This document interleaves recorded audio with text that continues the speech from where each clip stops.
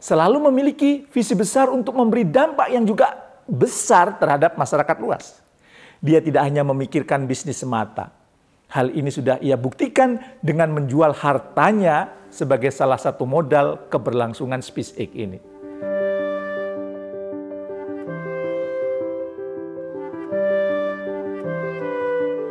Assalamualaikum warahmatullahi wabarakatuh, para leaders. Bertemu kembali dengan saya di acara Leadership Inspiration.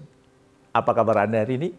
Mudah-mudahan Anda makin sukses, makin mulia.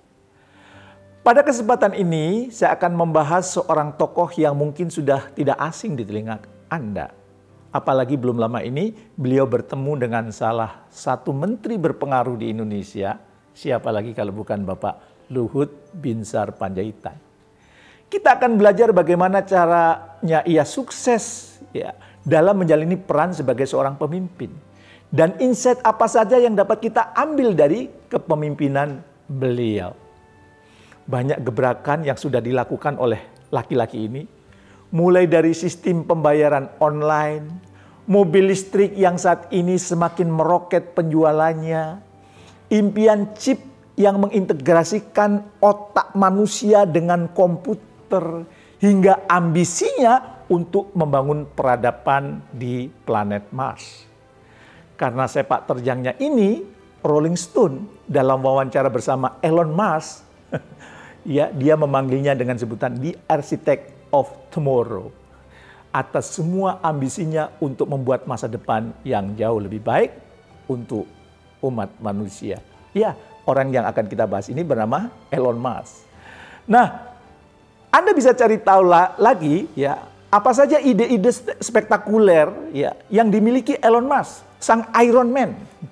Karena di video kali ini saya hanya akan mengajak Anda untuk melihat sisi leadership yang ditunjukkan oleh Elon Musk dan menurut saya setidaknya ada 3 pelajaran yang bisa kita petik dari Elon Musk. Sebelum itu, yuk klik subscribe untuk dapat notifikasi video-video inspiratif saya. Dan saya juga sangat open loh kalau Anda, para leader, memiliki pertanyaan atau kegundahan terkait dengan leadership. Anda bisa tuliskan di kolom komentar di bawah ini. Insya Allah saya akan bantu jawab di video-video saya berikutnya. Oke.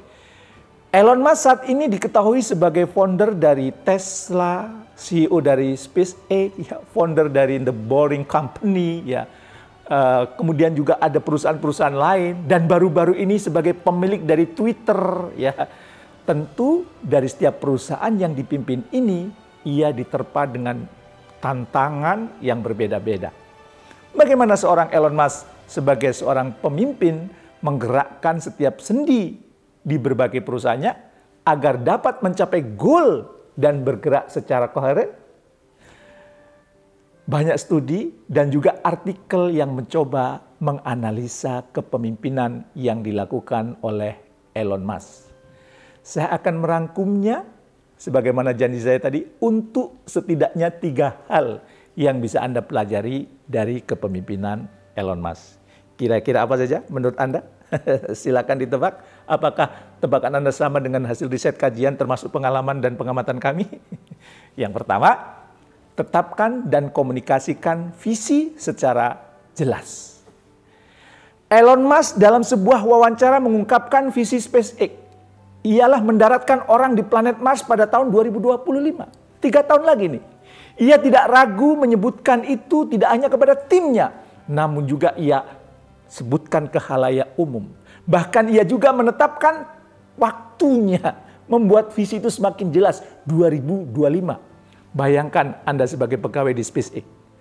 Maka hal inilah yang akan terus membuat Anda semangat berinovasi dan berusaha untuk mencapai visi yang telah ditetapkan oleh Elon Musk ini.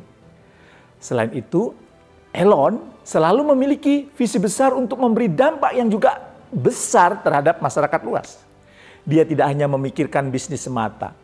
Hal ini sudah ia buktikan dengan menjual hartanya sebagai salah satu modal keberlangsungan SpaceX ini. Ambisinya untuk membangun peradaban di Mars dikomunikasikan secara lantang dan jelas Sehingga para pegawai di SpaceX tahu secara fundamental mengapa perusahaan tersebut ada. Mengapa saya bekerja di perusahaan ini. Bahkan salah seorang engineer dari SpaceX dalam wawancara dengan Glassdoor, mengungkapkan betapa bahagianya ia menjadi bagian dari SpaceX selama 4 tahun belakangan. Setiap bangun pagi ia merasakan semangat yang luar biasa untuk mewujudkan mimpi menerbangkan roket ke Mars. Gairahnya muncul, energinya memuncak. Sebagai seorang pemimpin, Anda tidak perlu membawa anggota tim Anda ke Mars atau ke bulan agar mereka termotivasi dan bersemangat datang ke kantor. Anda hanya perlu menetapkan dan mengkomunikasikan visi tim Anda. Mengapa harus meraih itu? Dan apa dampak yang dapat dirasakan oleh orang lain? Agar mereka mengerti apa yang mereka kerjakan. Bukan sekedar menunaikan kewajiban kemudian mendapatkan gaji semata. Jadi ada sesuatu yang diperjuangkan. Maka boleh saya tahu apa visi besar Anda? Sudahkah visi besar tersebut dikomunikasikan dengan tim Anda? Apakah tim Anda sangat antusias dan bersemangat dengan visi besar Anda? Silahkan Anda renungkan. Nah, yang kedua yang bisa kita petik dari Elon Musk adalah menjadi pemimpin yang melayani. Menurut Elon, tugas seorang pemimpin ialah melayani orang yang dipimpinnya, bukan sebaliknya ngebosi. Selain itu, ia juga harus memastikan kebutuhan dan kesejahteraan anggota timnya sudah terpenuhi sebelum dirinya. Di setiap perusahaannya, Elon mendorong setiap senior eksekutif untuk menemukan cara agar bisa memotivasi dan menginspirasi anggota timnya. Mereka diminta untuk mengurangi, bahkan menghilangkan setiap gangguan yang mungkin mengganggu pekerjaan anggota timnya, yang mengganggu kenyamanan anggota timnya, yang mengganggu kesejahteraan anggota timnya. Sebagai salah satu contoh, baru-baru ini Elon mengirimkan email kepada seluruh pegawai Tesla yang isinya ia mengizinkan mereka untuk mendengarkan musik favoritnya saat bekerja di pabrik agar dapat bekerja dengan lebih menyenangkan. Tentu dengan berbagai ketentuan demi keselamatan bekerja. Asik ya kelihatannya ya. Nah, selain itu ia juga concern terhadap masalah yang sedang dihadapi banyak perusahaan. Yaitu apa? Komunikasi yang sulit dan lama sehingga menghambat banyak hal. Termasuk menghambat inovasi.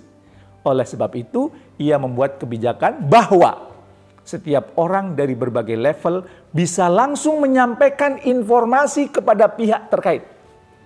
Sehingga membuat rantai koordinasi dapat lebih pendek dan informasi dapat tersampaikan secara lebih cepat dan efisien. Nah, Anda pun di sini bisa bertanya langsung ke anggota tim Anda ya dari pelajaran Elon Musk ini. Ya. Kemudian setelah Anda bertanya kepada anggota tim Anda mengenai hambatan yang sedang dihadapi, sehingga Anda mengetahui situasi yang dihadapi tim dan Anda dapat membantu menghilangkan hambatan-hambatannya. Anda benar-benar melayani anggota tim Anda, meringankan pekerjaan mereka, memperlancar pekerjaan mereka. Dan pelajaran ketiga yang bisa kita petik adalah menjadikan kegagalan sebagai sebuah motivasi. Sudah tidak heran, Elon Musk sangat akrab dengan kegagalan. Sebelum Falcon 9 dapat meluncur dengan sukses dan kembali dengan utuh, ya, SpaceX ini telah pernah mengalami pil pahit atas kegagalannya. Ya. 3 peluncurannya roket gagal loh. Namun hal ini justru yang memotivasi Elon untuk bekerja lebih giat lagi. Sekitar tahun 2008, ya, itu menjadi sisi gelap, waktu yang gelap buat Elon Musk ya. Karena Elon ya hampir kehilangan Space dan Tesla. Ia menggunakan momen ini untuk berbicara langsung kepada seluruh pegawainya dan berusaha memotivasinya hingga akhirnya mereka dapat menjadi yang terbaik. Coba kalau dia berhenti, coba kalau dia tidak mengalami kegagalan. Tidak hanya diterapkan pada diri sendiri, Elon pun memberlakukan ini kepada seluruh pegawainya. Di Tesla, mereka mengembangkan proses produksi mobil selayaknya perusahaan startup. Mengembangkan produk software. Jadi sangat berbeda dengan Toyota yang menekankan kemampuan sejak produksi pertama. Pada sebuah demonstrasi Cybertruck yang dikeluarkan Tesla, Elon sampai diolok-olok. Saya kebetulan nonton videonya. Karena gagal menunjukkan kekuatan jendela Cybertruck ini. Ya. Ia melihat kejadian ini justru sebagai sebuah feedback yang akan membantu perbaikan produk selanjutnya. Tidak malu, tidak baper, tidak putus asa. Walaupun demikian, bukan berarti standar produk Elon Musk itu rendah. Ia termasuk orang yang perfeksionis terhadap kesempurnaan kualitas dari produk yang diluncurkan. Hal ini diperkuat dari argumen yang diberikan oleh production engineer dari Tesla dalam sebuah studi yang dilakukan oleh Rahat Khan pada tahun 2019 mengenai a critical analysis of Elon Musk leadership in Tesla Motors. Rehat mewawancari production engineer dan kemudian ia mengatakan Elon terkadang sangat impulsif dengan menaikkan kos demi kualitas kendaraan. Tesla yang memenuhi standarnya si Elon. Ia juga sangat kritik, terlihat workaholic ya, hingga menghabiskan 80 sampai 90 jam untuk bekerja dalam satu pekan. Bahkan padahal menurut Harvard Business Review, para CEO, para pimpinan itu rata-rata dalam sepekan itu hanya 62,5 jam. Tapi kalau di timnya Elon Musk itu sampai 80 jam per pekan. Kerja keras dan kepedulian Elon Musk ini membawanya menjadi orang terkaya di dunia serta menjadi world greatest leaders pada tahun 2017.